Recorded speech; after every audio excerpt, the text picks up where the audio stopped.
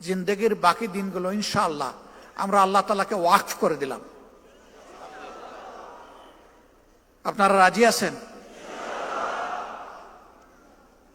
কিছু ভাই রাজি আছে, আবার কিছু ভাই এই দিকেও তাকায়।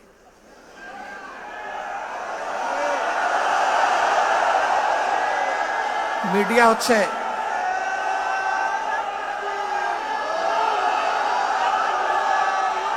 সম্মানিত ভাইরা, ওইটাই আল্লাহকে বলেছে ইন্না সলাতি ওয়া নুসুকি ওয়া মাহইয়ায়া ওয়া মামাতি লিল্লাহি রাব্বিল আলামিন। হে আসমান জমিনের মালিক, তুমি সাক্ষী থাকো। আরেকবার আমরা তোমাকে সাক্ষী রেখে আমরা বলে দিলাম আমরা প্রস্তুত। আল্লাহ কবুল করুন। সম্মানিত বন্ধুগণ, আল্লাহ তাআলার মেহেরবানি,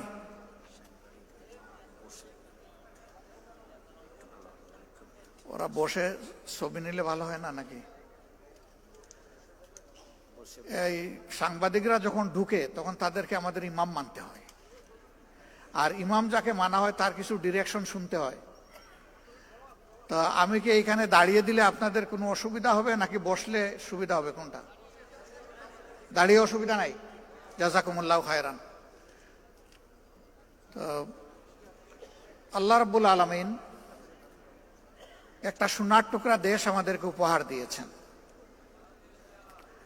এখানে আমরা যারা আছি, আমার বিশ্বাস আমি একা নই, অনেকেই নারী পুরুষ এবং সাংবাদিক বন্ধুরা দুনিয়ার বহু দেশ ঘুরার, দেখার, বুঝার সুযোগ হয়েছে। এমন দেশ খুব কমই পাবেন সারাটা দেশটা সবুজ চাদরে ঢাকা, অথবা রূপালী সম্পদে ভরপুর। এখানে গাছপালাতে, গাছের পিছনে খুব বেশি বিনিয়োগ করতে হয় না। এখানে পানিতে মাছ ফলানোর জন্য বড় কোনো বিনিয়োগ করতে হয় না। শুধু গাছগুলা ধ্বংস না করলে হলো, আর পানির মাছকে লুণ্ঠন না করলে হলো। আল্লাহ তাআলা মাটির উপরে, পানির ভিতরে, পানির নিচে, সমুদ্রের গভীরে এবং সমুদ্রের তলায় সব জায়গায় সম্পদ দিয়েছেন। সম্পদের কোনো কমতি নাই। একটা সম্পদের অভাবের কারণে এই দেশটা হামাগুড়ি খাচ্ছে, এখন উঠে আর পড়ে, উঠে আর পড়ে। সেই সম্পদটা হচ্ছে সততার সম্পদ। যদি আমাদের দেশে লুণ্ঠন, চুরি, চামারি, বাটপারি না থাকতো, চাঁদাবাজি, দখলদারি না থাকতো, যদি নির্বাচিত প্রতিনিধিগণ, এটা সংসদ হোক অথবা স্থানীয় সরকার হোক, সব জায়গায় যদি তারা সততার পরিচয় দিতেন, আমি যতটুকু বুঝি এই বাংলাদেশ সত্যি আগের এক সরকার বলে গেছিল না, সিঙ্গাপুর, সাংহাই, কি জানি, কানাডা বানাডা অনেক কিছু বলে গেছে না, রিয়েলি ওই রকমই একটা দেশ হইত। তারা ঠিকই সিঙ্গাপুর, সাংহাই এবং কানাডা তৈরি করেছে, তবে 18 কোটি মানুষের জন্য নয়, তাদের নিজেদের জন্য।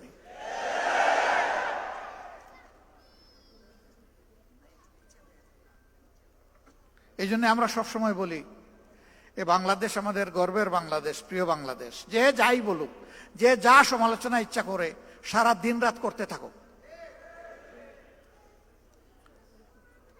এর প্রমাণ আমরা চেষ্টা করছি দেওয়ার। প্রথমত এই দেশের মানুষকে আমরা ভালোবাসি, এদেশের মাটিকে আমরা ভালোবাসি। এই জন্যে অনুকূল প্রতিকূল সকল অবস্থায় আলহামদুলিল্লাহ আমরা এই দেশেই আছি। অনুকূল অবস্থায় থাকতে তো কোনো সমস্যা নাই, কিন্তু যখন প্রতিকূলতা দেখা দিবে তখন থাকাটা হলো অনেক চ্যালেঞ্জের। মৌলানা দেলোয়ার হোসেন সাঈদীর জন্য দুনিয়ায় কি কোনো দেশ ছিল না? মতিউর রহমান নিজামী রাহিমাহুল্লাহর জন্য কোনো দেশ ছিল না? আমাদের আইকন, মাতার তাজ অধ্যাপক গোলাম আজম রাহিমাহুল্লাহর জন্য কোনো দেশ ছিল না? বহু দেশ আমাদের কাছে প্রস্তাব দিয়েছে, এরা শুধু তোমাদের দেশের সম্পদ নয়, এরা বিশ্বের মুসলমানদের সম্পদ, তোমরা আমাদের জন্য কিছুদিনের জন্য তাদেরকে দিয়ে দাও। আমরা তাদেরকে জবাব দিয়েছি, আপনাদের আন্তরিকতায় আমরা মুগ্ধ, ভালোবাসায় মুগ্ধ। আপনারা দোয়া করতে থাকেন, যতদিন আল্লাহ হায়াত দিয়েছেন তারা যেন মর্যাদার সাথে এই দেশে থাকতে পারেন। কিছু নপুংসক বলে মর্যাদা আল্লাহ যারে দে তার কি জেলে যাওয়া লাগে? আরে তোমরা তো আগে বলেছিলে, এখন তোমাদের ব্যাপারে আমরা কি বলবো একটু বলো তো। আমরা ওটা বলতে চাই না। এরা বিবেকহীন, বুবা, বেওকুফ। আল্লাহর নবীরা জেল কেটেছেন, তো নবীর উম্মতদের সেই সুন্নত পালন করতে হবে না? আমাদের নবী কিন্তু একজন না, আমরা এক নবীর উম্মত, কিন্তু আল্লাহর সমস্ত নবীরা আমাদের নবী। ইসলামই একমাত্র ধর্ম সমস্ত নবীর নাম শুনলে সম্মান প্রদর্শন করে। আরেকটা ধর্ম এরকম দুনিয়া এখন খুঁজে পাওয়া যাবে না যে সমস্ত নবীকে সম্মান করে, কমপক্ষে এক দুইজনকে কুচা মারে। This is Islam, Islam and only Islam. এটাই একমাত্র অসাম্প্রদায়িক ধর্ম। না রে ভাই, দেশের ভিতর থেকে আমরা দাওয়াত পেয়ে যাইনি, আবার দেশের বাইরে থাকা লোকটাকে কেউ আটকায় রাখতে পারেনি। তিনিও সকল মায়ার বাঁধন ওই জগতের মায়াজাল ছিন্ন করে তার দায়িত্বের অনুভূতির কারণে তিনি একজন ফাইটার হিসাবে, আল্লাহর একজন সৈনিক হিসাবে আদালতে দাঁড়িয়ে তিনি বলবেন, আমার বিরুদ্ধে যত অভিযোগ, হে আল্লাহ তুমি সাক্ষী থাকো, সব মিথ্যা। তাই তারা করেছেন, আমরা ছেড়ে যাব না। হ্যাঁ, আল্লাহ তাআলার নির্দেশে বিশেষ প্রয়োজনে যদি কখনো যেতে হয় সেটি ভিন্ন, কিন্তু শুধু জান বাঁচানোর জন্য একটু শান্তিতে মায়ার জালে একটু গোড়াগড়ি করার জন্য ইসলামী আন্দোলনের লোকেরা যায়নি, ইনশাল্লাহ যাবে না।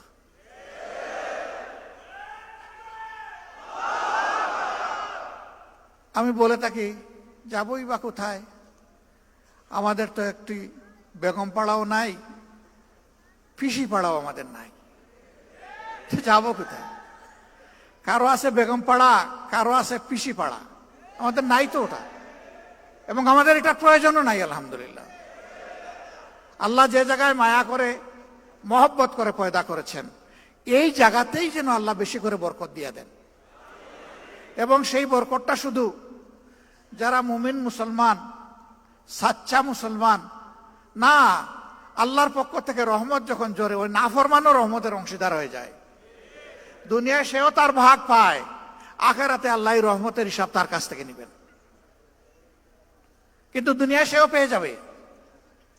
এই জন্য আমরা যা চাই এটি হচ্ছে যে আল্লাহর আইন হচ্ছে শ্রেষ্ঠ আইন। আজ পর্যন্ত কারো বলার দুঃসাহস হয় নাই যে আল্লাহর আইনের চাইতে জমিনের উপরে কোনো শ্রেষ্ঠ আইন আছে, এবং কিয়ামত পর্যন্ত এটা কেউ বলতে পারবে না। যত বড় দার্শনিক হোক, কেউ বলতে পারবে না এটা। তো শ্রেষ্ঠ আইন যেখানে আছে সেখানে শ্রেষ্ঠ আইনের প্রয়োগটাই আমরা চাচ্ছি, এর বেশি কিছু চাই না। ভয় দেখানো হয়, যদি কোরআনের আইন চালু হয় তাহলে মা বোনরা তো ঘর থেকে বের হতে পারবেন না। যদি কোরআনের আইন চালু হয় তাহলে যারা অন্য ধর্মের মানুষ তাদের কোনো নিরাপত্তা থাকবে না। আমরা যারা কোরআনের আইন চালু করার জন্য আল্লাহর দেওয়া তৌফিকের জন্য চেষ্টা করছি, আমাদের মা বোনরা ঘর থেকে বের হয় না, সমাজের বিভিন্ন পেশায় তারা কাজকর্ম করে না, আত্মীয় স্বজনের বিপদ আপদ হলে তারা দৌড়ে যায় না, তারা সমাজের উন্নয়নে অবদান রাখে না, তারা শিক্ষা প্রতিষ্ঠান, সর্বোচ্চ শিক্ষা প্রতিষ্ঠানে গিয়ে লেখাপড়া করে না, তারা লেখাপড়া করায় না, সবই করে। রাসূল করিম সাল্লাল্লাহু আলাইহি সাল্লাম এই সব কিছুর সুযোগ যত সাহাবিয়া ছিলেন, উম্মাহাতুল মুসলিমিন ছিলেন, সবার জন্য খুলে দিয়েছিলেন। এমনকি চরম ক্রিটিক্যাল মুহূর্তে রাসূল করিম সাল্লাল্লাহু আলাইহি সাল্লাম আহলে রায়দের সাথে বিশেষজ্ঞতার সাথে বসতেন, কিন্তু তিনি ভুলে যেতেন না উম্মাতুল মুসলিমিনের পরামর্শ নেওয়াটাও প্রয়োজন, সেটাও তিনি নিতেন। তার বাস্তব নমুনা সুলহে হুদাইবিয়া। সবাই কিংকর্তব্য বিমূঢ়, আল্লাহর রাসূলও চিন্তিত, কিন্তু আমাদের একজন মায়ের পরামর্শ কার্যকর হয়ে গেল, সমস্ত সমস্যা নিমিষের তরে বাতাসে উবে গেল। আল্লাহু আকবার। This is beauty of Islam. মায়েদের কোনো মর্যাদাই ছিল না, মা হিসাবে কোনো মর্যাদা ছিল না। ইসলাম এসে তাদের হাতে এই মর্যাদা তুলে দিয়েছে। এর চাইতে বড় মর্যাদা কেউ দিতে পারবে না, যতই মায়া কান্না করুক, বরঞ্চ আমাদের সর্বনাশ করবে।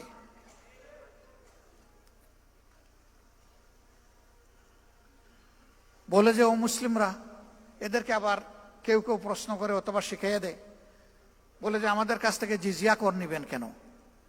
একজন বড় লিডার একটা ধর্মের আমাকে এই প্রশ্ন করলেন। আমি বললাম, একেবারেই সঙ্গত প্রশ্ন আপনি করেছেন। আচ্ছা আপনি বলুন তো আমাকে, মুসলমানরা যাদের সম্পদ আছে তাদেরকেও তো জাকাত দিতে হবে ইসলামী রাষ্ট্রে। কয় তা তো দিতে হবে। যে আপনি কি জাকাত দিবেন? কয় না, আমি তো মুসলমান না, আমি জাকাত দেবো কেন? তো জাকাত তো আল্লাহর নির্ধারিত ট্যাক্স। এই ট্যাক্সের সাথে রাষ্ট্রে অন্যান্য ট্যাক্সও থাকবে, তবে এটা হচ্ছে মূল ভিত্তি। তো এই সমাজে যে উন্নয়ন হবে, এটা কি শুধু মুসলমানরা ভোগ করবে না আপনারও অধিকার আছে? ওই অবশ্যই নাগরিক হিসাবে আমার অধিকার আছে। আমি বললাম, তাইলে বিচারটা কোথায়? আপনি কিছুই দিবেন না আর সে দিল, আর আপনি সমান অধিকার ভোগ করবেন, এটা কি ভাই ইনসাফ? আপনি যেহেতু মুসলমান না, এই কারণেই আপনার কাছ থেকে ওই ট্যাক্সটা নেওয়া হচ্ছে, যেই ট্যাক্সটা মুসলমান হওয়ার কারণে দিচ্ছে। তবে একজন গরিবের উপর যেমন জাকাত নাই, একজন গরিব হিন্দু বৌদ্ধ খ্রিস্টানের উপরেও তেমন ট্যাক্স নাই। একজন গরিবকে যেমন রাষ্ট্র লুক আফটার করতে, প্রতিপালন করতে বাধ্য, সকল ধর্মের লোকদের জন্য এটা সরকার বাধ্য। বলে তাইলে আমার আর কোনো কথা নাই, আমরা তো এটা জানতাম না, তো এটা কি হবে? আমি বললাম যে নাটোরের লাড্ডু খাইতে কেমন মজা, এটা মুখে না দিলে আপনি বুঝবেন কিভাবে? আবার এটার প্রয়োগ শুরু হোক, তারপরে দেখবেন যে হয় কিনা। এই প্রয়োগে আপনাদের সবার সহযোগিতা আমরা চাই। আমরা আশা করি মানুষ নিজের প্রয়োজনে, নিজের কল্যাণে আমাদের এই উদ্যোগে ইনশাল্লাহ সবাই সম্পৃক্ত হবে। আমরা তার আলামত চতুর্দিকে এখন দেখতে পাচ্ছি, আলহামদুলিল্লাহ। এখন আমাদের বিভিন্ন ধর্মের ভাইয়েরা আসছেন আমাদের সাথে ওপেন মঞ্চে, পাবলিক মিটিংয়ে। তারা নিজের থেকেই বলছেন 54 বছর জামাত ইসলামের কোন নেতাকর্মী আমাদের 1 ইঞ্চি জমি চলে বলে কৌশলে আমাদের কাছ থেকে কেড়ে নেয় নাই। আমাদের কোনো মায়ের ইজ্জতে, আমাদের কোনো বোনের ইজ্জতে, আমাদের কোনো মেয়ের ইজ্জতে হাত দেয় নাই। আমাদের গড় বাড়িতে আক্রমণ চালায় নাই, আমাদেরকে বাস্তু বিটাহীন করে নাই, আমাদের কাছ থেকে চাঁদা দাবি করে নাই। আমরা শিখাইয়া দেই না রে ভাই। তাদেরকে বলি যে আপনি আপনার মনের মতো করে যা ইচ্ছা তাই বলতে পারেন, আপনি বলতে থাকেন। হ্যাঁ, তারা সেখানে এসে তাদের উপর নির্যাতনের কিছু কথা বলে, কিছু দুঃখের কাহিনী শোনায়। আমরা তখন লজ্জিত হই যে আমরা না করি, কেউ না কেউ তো তাদের উপরে এই জুলুমগুলা করে। অথচ আমরা পাশাপাশি প্রতিবেশী, যুগ যুগ ধরে এক জায়গায় বসবাস করে আসছি। লেখাপড়া করতে গেলে একই বেঞ্চে বসে, একই ডেস্কে বই রেখে আমরা লেখাপড়া করেছি। আজকে আমাদের এই সহযাত্রীদের সাথে আচরণ কেন? হ্যাঁ, আমরা চেষ্টা করেছি আমাদের দলটাকে সেইভাবে গড়ে তুলতে, নিয়ন্ত্রণ করতে। আমরা আশা করি এই দলের হাতে আল্লাহ যদি দেশ পরিচালনার দায়িত্ব দেন, এখন আমরা দল নিয়ন্ত্রণ করেছি, আমরা ইনশাল্লাহ দেশও নিয়ন্ত্রণ করতে পারব। আমরা যখন নিজেরা ঘুষ খাবো না, যখন চাঁদা দাবি করব না, যখন আমরা দখলদারিতে যাব না, তখন আশা করি বাকি সকলে বার্তা পেয়ে যাবেন এবং সকলের কান খাড়া হয়ে যাবে। এরপরে আমাদের সংগঠন হোক অথবা যে কোনো নাগরিক হোক, যদি এর কোনো ব্যত্যয় ঘটে, তার জন্য সত্যিকারের প্রয়োগ করার মতো আইন থাকবে ইনশাল্লাহ। এখন আইন আছে, তার প্রয়োগ নাই। যে আইনটা আছে এইটারও যদি প্রয়োগ থাকতো, সমাজের দুর্নীতি, সমাজের দুর্বৃত্তপনা 10 ভাগের 1 ভাগে নেমে আসতো। এটারও তো প্রয়োগ নাই। তা আবার প্রয়োগ আছে উল্টা প্রয়োগ। আপনি মারা গেছেন, আপনার ছেলে হবে আপনার হত্যা মামলার আসামি। মেরেছে সরকারের দুষ্ট বাহিনী অথবা গুন্ডারা, আপনার ছেলেকে করবে খুনের মামলার আসামি। 15.5 বছর এগুলো হয় নাই? আমাদের লোক হত্যা করে আমাদেরকে এই মামলার আসামি বানিয়েছে। সম্মানিত ভাইয়েরা, এই দুনিয়ায় 100% ন্যায় বিচার নিশ্চিত করা অসম্ভব। একটা মানুষ তার চেষ্টায় কিংবা নির্দেশে 100 মানুষ খুন করা হয়েছে, আপনি তাকে ফাঁসি কয়বার দেবেন? আপনি এখানে আর ফাঁসি বাড়াইতে পারবেন? একবারের বেশি পারবেন না। কিন্তু আল্লাহ তাআলার কাছে জাহান্নামের শাস্তির বিভিন্ন স্তর আছে। আল্লাহ সেখানে তার পাওনা পরিমাণ শাস্তি তাকে দান করবে। এই বিশ্বাস যদি মানুষের অন্তরে থাকে, তাহলে দুষ্কর্ম করার আগে তার কলজা থরথর করে কেঁপে উঠবে, ভূমিকম্প শুরু হয়ে যাবে। আমি কেমনে এই অপরাধ করব? দুনিয়ার কেউ না দেখুক, আল্লাহ তো দেখছে। এই ভয়টাই জাতির মধ্যে জাগাতে চাই আমরা। এমন একটি সমাজ যদি ইনশাআল্লাহ বাংলাদেশে গড়ে ওঠে, তাহলে জাতি, ধর্ম, দলমত নির্বিশেষে সকলে উপকৃত হবে। এই রুকন সম্মেলনে আজকে যারা হাজির হয়েছেন, তারা সমাজ বদলের স্বপ্ন দেখেন। সেই স্বপ্ন যেন ওই লোকের স্বপ্নের মতো না হয়। একজন তার বন্ধুদেরকে বলেছে, গত রাতকে খুব তৃপ্তি নিয়ে খেয়েছি, পেট ভরে। গত রাত্রে কখন ডিনার? জি না, ডিনার না। ডিনার কি খেয়েছিল? বলে হ্যাঁ, তা খেয়ে তো ঘুমিয়ে পড়েছিলাম। তো ঘুমিয়ে পড়েছিলে, ঘুম ভেঙে তুমি কি সাহারি করেছো? কয় তাও না। তাইলে কি খেলে? কয় যে আম খেলাম, জাম খেলাম, লিচু খেলাম, তারপরে আপনার কমলা খেলাম, ড্রাগন খেলাম, পেয়ারা খেলাম, আঙ্গুর খেলাম, খেজুর খেলাম, তিন খেলাম, সব খাইছি। কই রে ভাই, এক সিজনে এত ফল তুমি কোথায় পেলে? আমরা তো বাজারে এগুলা পাই না। কই ভাই না ভাই, আমি তো স্বপ্নে খেয়েছি।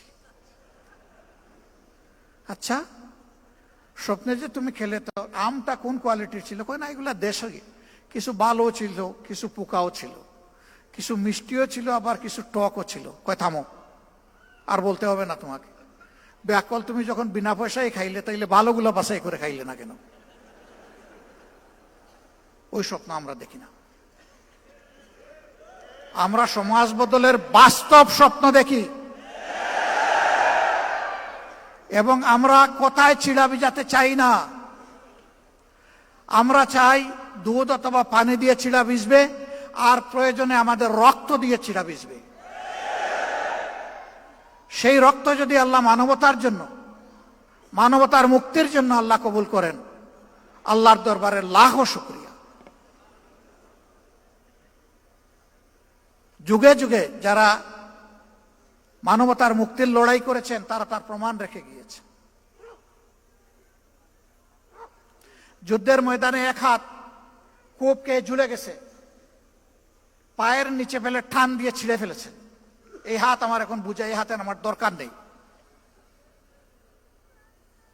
অবশিষ্ট হাত দিয়ে লড়াই চালিয়ে গেছেন। ওই হাতও যখন ঝুলে গেছে, এইটাও ফেলে দিছেন। সেনাপতি পা দুইটা চাপ দিয়ে ধরেছেন।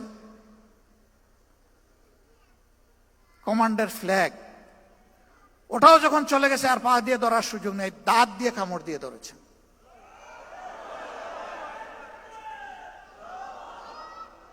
আর মঞ্জিলের দিকে চেয়ে দেখছেন মঞ্জিল কত দূর। আল্লাহ যেন ওই তৌফিক গুলোই আমাদেরকে দান করেন। ভাই, আল্লাহর হাবিব বলেছেন, খায়রুন নাস মাইয়ানফাউন নাস। ভাই বোনেরা, সেই মানুষটাই উত্তম যে মানুষের কল্যাণ নিয়ে ব্যস্ত থাকে, চিন্তিত থাকে, পেরেশান থাকে, আর মানুষের অসুবিধা দূর করতে চায়, লেগে থাকে। আমাদের সমস্ত রাজনীতি হবে মানুষের জন্য, মানবতার জন্য। এই কাজে গেলে যে যার সমালোচনা যেভাবে করে করতে থাকুক, আমার কিচ্ছু আসে যায়। আমরা চলতেই থাকবো ইনশাআল্লাহ। কেউ আমাদের চলার গতি থামাতে পারবে না বিইজনিল্লাহ। আমাদের কোনো চিন্তা নাই, আল্লাহ আমাদেরকে নিশ্চিন্ত নির্বাহ করে দিয়েছে। ওয়ালা তাহিনু ওয়ালা তাহজানু ওয়া আনতুমুল আ'লাউনা ইন কুনতুম মুমিনিন। তোমরা ভীত সন্ত্রস্ত হইও না, চিন্তিত হইও না, বিজয় তোমাদেরই হবে যদি তোমরা মুমিন হও। এ আল্লাহ, আয় রাব্বুল ইজ্জত, আয় আসমান জমিনের মালিক, ওইটুকু ঈমান তুমি আমাদেরকে দান করো। ওই ঈমানটাই তোমার কাছে আমরা ভিক্ষা চাই, যে ঈমান এবং ঈমানদারের উপর তুমি সন্তুষ্ট হবে মৌলা, আর যাদের হাত ধরে মজলুম মানুষগুলার মুক্তি আসবে। জামাত ইসলাম ইনশাআল্লাহ ইসলামী এবং দেশপ্রেমিক শক্তি, সবাইকে সাথে নিয়ে সমাজ বদলের আশা অন্তরে রাখে। এ পথে যত চ্যালেঞ্জ বাধা আল্লাহ যেন সবগুলা দূর করে দেন। মানুষের প্রত্যাশার এই ঠিকানাকে আল্লাহ যেন মজবুত করে দেন, এবং আল্লাহ রাব্বুল আলামিন মানবতার বিজয় যেন দান করেন। কোনো ব্যক্তি, দল এবং গোষ্ঠীর নয়, এই বিজয় যেন হয় মানবতার বিজয়। মহান রব্বে কারিমের দরবারে সেই তৌফিক কামনা করে আপনাদের সকলকে আন্তরিক শুকরিয়া জানিয়ে আমি বিদায় নিচ্ছি। আসসালামু আলাইকুম ওয়া রাহমাতুল্লাহ। আল্লাহ হাফিজ। বাংলাদেশ জিন্দাবাদ। বাংলাদেশ জামাত ইসলামী জিন্দাবাদ।